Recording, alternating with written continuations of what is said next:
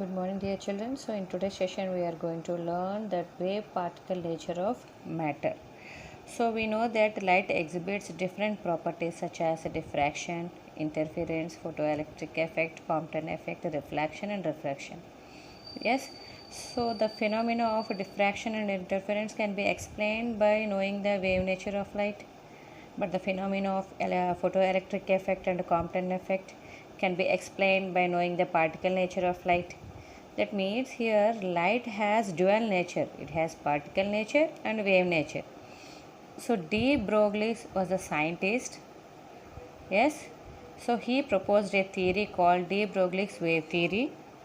So de Broglie proposed that matter like radiations exhibit dual behavior. See, de Broglie proposed that matter-like radiations exhibit dual behavior. That means wave nature and particle nature. So, any material particle in motion, if it is any particle is in motion, is a wave. So, all microparticles like electrons, protons, atoms, and molecules move with high velocity are associated with a wave nature. So what did you understand? If any material particle in motion, if it is in motion, it shows wave nature. So all microparticles like electrons, protons, atoms and molecules, when they are moving at a high velocity, they are having a wave nature. That means they show wave nature. So from Einstein's generalization of Planck's theory, we know that E equal to h nu. That means hc by lambda. Why I wrote hc by lambda? Because nu equal to c by lambda. We already know that, isn't it? And also that Einstein mass energy, from Einstein mass energy, E equal to mc square. Take this equation as 1 and this equation as 2. From 1 and 2, what we can do, what we can write, hc by lambda equal to mc square. Okay, hc by lambda equal to mc square. So this c and this c get cancelled. So h by lambda equal to mc. So bring out this lambda out. Lambda equal to h by mc, where c is the velocity of the light, isn't it? C is the velocity of light. So here what do you mean by lambda, children? Lambda is nothing but wavelength, isn't it? So lambda equal to h by mc. If the velocity of the microparticle is v, here we are taking c as a velocity of light. Now I am saying that if the velocity of a microparticle is v, then this equation changes as lambda equal to h by mv, isn't it? So look at here, h by mv. This equation is called as de Broglie's equation.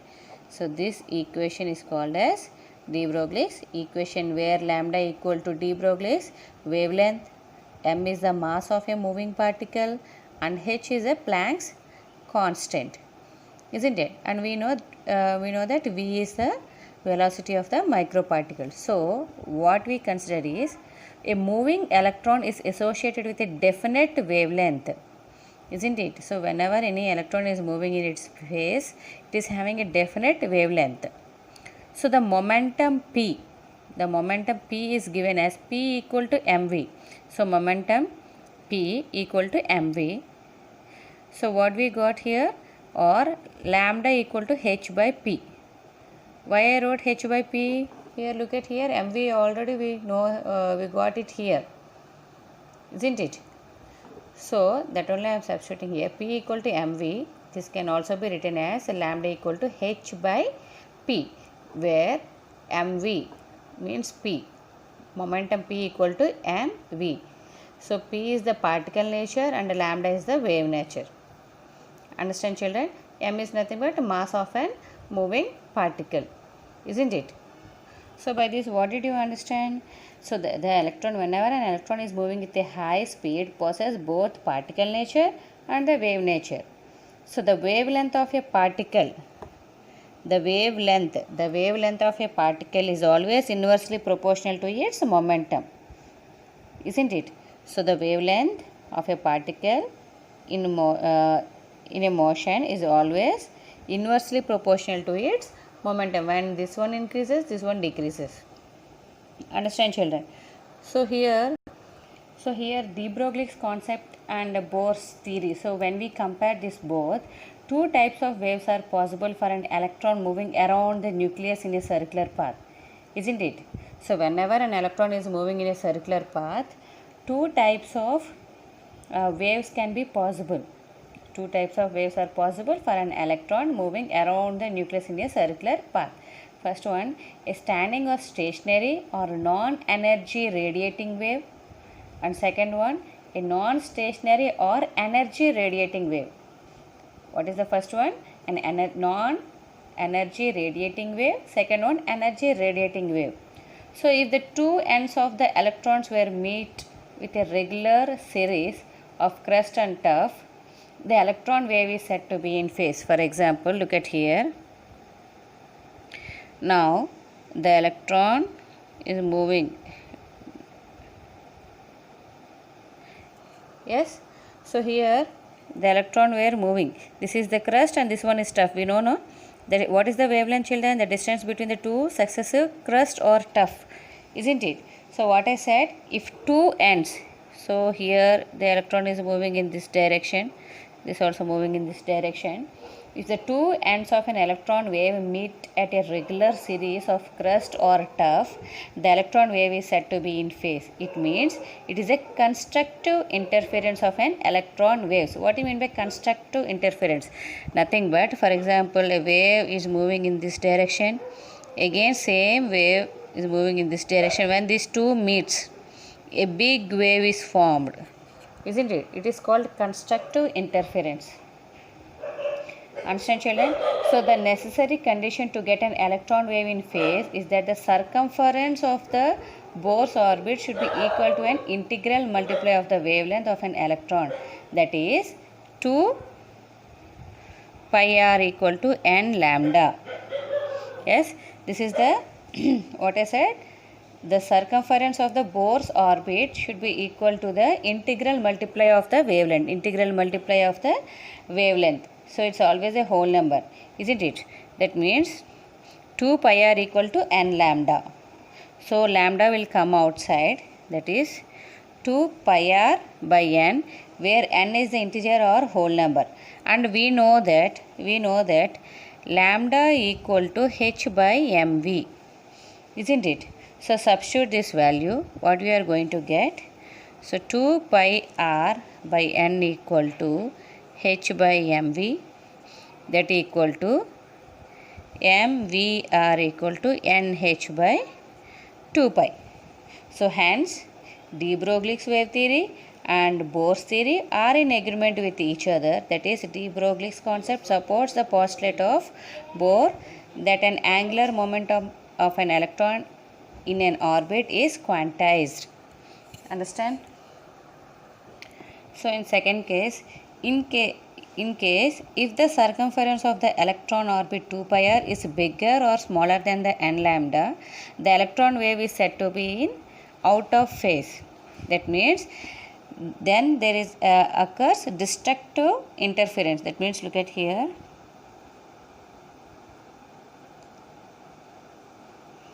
So both the ends were not meeting each other, so it forms destructive interference of an electron. So here one wave will be like this, another wave will be like this. So both will get cancelled. What it forms? It forms destructive interference.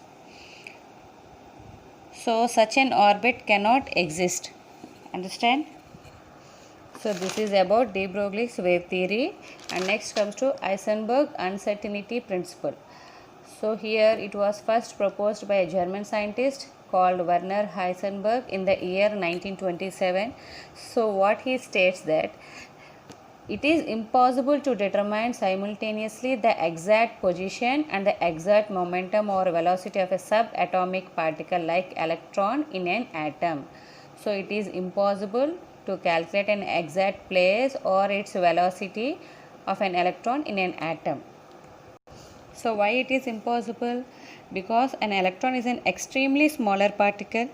A light of extremely shorter wavelength is required with high energy, isn't it? So by absorbing this high energy, the velocity or momentum of the electron increases further, which automatically changes its position due to simultaneously determination of position and momentum or the velocity of an electron, and it cannot be done accurately. So that is why it is impossible to calculate the velocity or the position of an electron in an atom exactly at same time. So this is called Heisenberg uncertainty principle. Understand? So basing on this, so one can determine the position of a particle very accurately when the determination of its velocity becomes, then the determination of its velocity becomes less accurate. Similarly, one can determine the velocity of a particle very accurately, then the determination of its position becomes less accurate. So the certainty in one factor introduces the uncertainty in another factor. Understand? So the certainty in one factor introduce the uncertainty in another factor. So this is nothing but Heisenberg's uncertainty principle. So basing on this, we got the equation, that is delta x into delta p is greater than or equal to h by n pi. So here what do you mean by delta x? It is uncertainty in the position, and delta p is uncertainty in the momentum. So n, where n equal to maybe 1, 2, 3, 4, so on, and h means Planck's constant, and we know the pi value. So for an electron revolving around the nucleus in an atom, okay, the value of n is always nearly 4. So here we are taking the n value as 4. Understand, children? So substituting this value, delta x into delta p greater or equal to h by 4 pi, and we know that p, momentum p equal to mv. Okay, delta p equal to, it changes to m into delta v. So substitute this value here, delta x into m into delta v is greater than or equal to h by 4 pi. This m comes down, so delta x into delta v is greater than or equal to h by 4 pi m, where m is the mass of the particle and delta v is the uncertainty in velocity. So basing on this, we are having two cases. We can see two cases. In case 1, delta x equal to 0, that means uncertainty in position is 0. In first case, I am taking uncertainty in position as 0. That means exact position of electron is known. So we know that exact position of an electron is known. Then delta x into delta v greater than or equal to h by 4 pi m. So substitute the value, delta v is greater than or equal to h by 4 pi delta x into m. So this one comes down here. Then delta v will become infinity. Understand? Then delta v value will become infinity since delta x equal to 0. So here the value becomes 0. Everything will becomes 0. That means velocity of an electron is uncertain. Exact velocity of electron could not be predicted. We cannot find. So where the electron is present in an atom, we cannot find. When the velocity of electron is uncertain, so the exact velocity of electron cannot be predicted. In next case, what I said, in case 2, we are taking delta v equal to 0. What do you mean by delta v? Delta v is nothing but uncertainty in the velocity. Okay, uncertainty in velocity is 0. Then how the equation becomes?